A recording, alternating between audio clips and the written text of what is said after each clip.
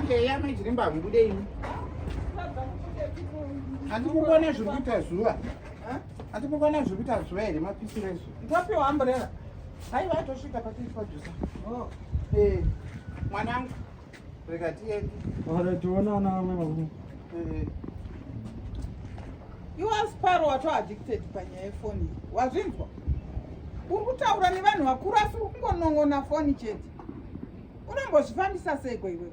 Foni yatadze kune mamwe baba. Foni yatadze kuita. Ndinongo nditi takona kuchiti ndangoti hore tuone madzoka. Foni dzakashata baba. Unono ungasinganditukire nyaya yekuti unoda kuendawo kuchechi.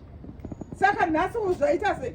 Nhasi handisi kuda. Handei kana asikana. Aiwa ndi muri kumuona mwana uyu. Une mwana uyu kwawo. Ndoda kuti muongorore. Mwana uyu haana hunhu hwakanaka. Amai mwana. Mwana kugona mbavha uirongera. Kugona mbavha uirongera chete amai chiri. Mupei homework. Mupei homework chete muno zvese zvinoswera zvapera. Zvino homework yandingatomupa ndeyebhaibheri. Uri kuriona Sparo? Unondidinaro. Ndoda kuti uverenge vhesi kubva payakatangira kubva pachapter 1 chaiyo iyi. Mavambo kusvika uku kwapedzisira uku. Ndoda kuti usvonditsanangurira pane kubata chifoni. Wozotinya wangu nditirawo. Uwa ndinoripedza nguva yebhaibheri. Unopedza kofoni uri kuipedza 1. Uri kuipedza 1 foni iwewe. Ndinoda kuwana zvese, ndakuwana wakanyora zvese pasi. Uri uchindiudza kuti zviri kufamba sei mubhaibheri.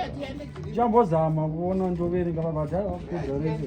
Tete ndokugona ngarara ikona. Ndikuwane usina kuverenga. Vana vamazuva ano ndosaya. Pandiverenga bhaibheri rese ndoripedza wanje. Akuna zvakanaka. Ndijairira panapa. Ndosiya foni hanzi bhaibheri. Kandi sikuda kuchecha ndisikuda. Munhu angu foswa ndakuchecha.